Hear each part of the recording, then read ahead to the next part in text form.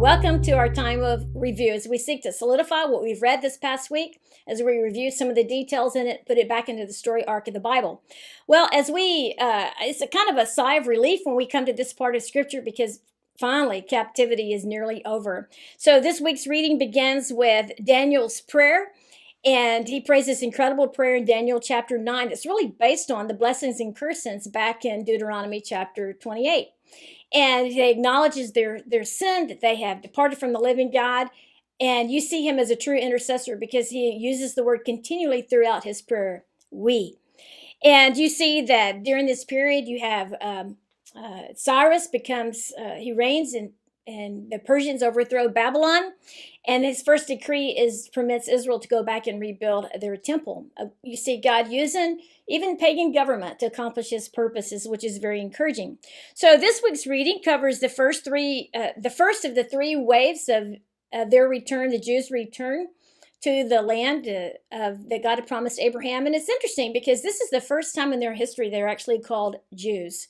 From this point on, the Hebrew people are referred to throughout Scripture as the Jewish people. So Zerubbabel is the first one who leads the exiles from Babylon, goes back to the land that God had promised Abraham, and he's accompanied with 42,000 Jewish people. The first thing they do when they re-enter the land is they build an altar to the Lord. And this is important for us, is that we pay attention to the details. So if that is the first thing they do, what does this reveal about what they understand about God, about coming back to God? It's always based on an altar scene. Kind of reminds me of the patriarchs. Every time they had an encounter with God, an altar was built to remind them again and again that they are altered people and they are altered by that altar. So you see the altered people are altered people. So you see that they rebuild the altar to the Lord. So you have the restoration of substitutionary atonement. And so you see that they also inaugurate this event in their history, and they sing a song that begins at the story of the Bible and concludes at the end of the Bible. And you see this song, it says, "For he is good, for his mercy endures forever." And they capture that because it's a time of celebration. Then we move during this time to the prophecies of Haggai. Because what happens, they come back to the land, they build an altar to the Lord, and then they begin to build their homes. And they neglect rebuilding the temple. So Haggai, God raises up Haggai to reorient them to his agenda for them, and that's to rebuild the temple there of the Lord, because God has made specific promises about his return, the glory returning to the temple, and so on. And so you see that he tells them to get with the program. Then you have Zechariah begins his prophetic ministry. And he urges Israel to return to the Lord, which includes the rebuilding completely in its entirety, the temple. And so he sees a distant day in which the Lord himself will be the wall around Jerusalem, the glory in their midst. Zechariah urges these exiles to return to their homeland and to live in expectation of the Lord's fulfillment of Abraham's blessing in their midst.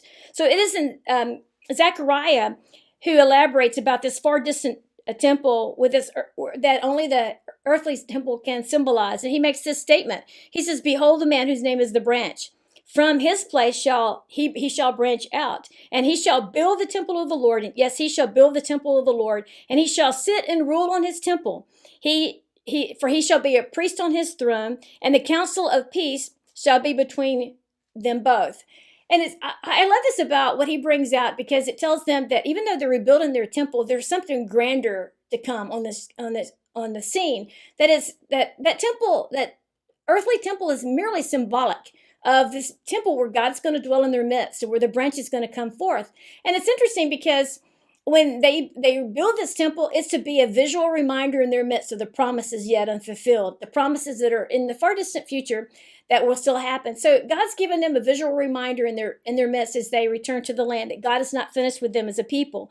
He also makes this statement, "Rejoice greatly, O daughter of Zion. Shout, O daughter of Jerusalem. Behold, your king is coming to you." And here they are, a kingless people. And he's not talking about an earthly king. He's talking about God. "I will be your king." He's talked about that all the way through all the Old Testament prophets. "I will be your king. I will be in your midst." And he's saying the king, his coming is on the horizon. But he describes it. He says he is just and having salvation, lowly and riding on a donkey. Unlike King Saul, unlike any other king who's preceded him, this king comes with a level of humility unknown by mankind. And it says, a colt, the foal of a donkey, he shall speak peace to the nations, and his dominion shall be from sea to sea, and from the power to all the ends of the earth. And so what he's offering the people is a hope and expectation of not what brought them into the mess they were in presently, of the brokenness of their kings who led them, but a king who's so superior to that is God himself, who will reign in their midst. So Zechariah, he pointed to the day of when a fountain would be opened up for the cleansing of the sins of the people. Again, knowing that they may be back in the land. They may have restored the altar, the sacrificial system. They may have rebuilt the temple of the Lord, but that wasn't all. That was just the beginning of what God was going to accomplish on his redemptive program. Our daughter used a statement that has just captured my heart and my imagination. Last month when we did the CBT training, she did a whole session on God's radical goodwill towards his people. And I love that, God's radical goodwill, because what you see here is, it's God's radical goodwill being demonstrated to a people. The fact that he's given them, he's returned them to their land. He's given them great and grand promises about the future, the promises that he will be in their midst, and so on. Why? Because we give God a bad knock. We think of him with thoughts that are unworthy of him all the time. And God has indeed radical goodwill towards his people. So the entire story of the Bible shouts that God has radical goodwill to his people. The story of Israel shouts from the housetops that God has radical goodwill to his people, which gives us hope that this God who's radical in his goodwill to his people is totally radical in his goodwill to us through his son, Jesus Christ.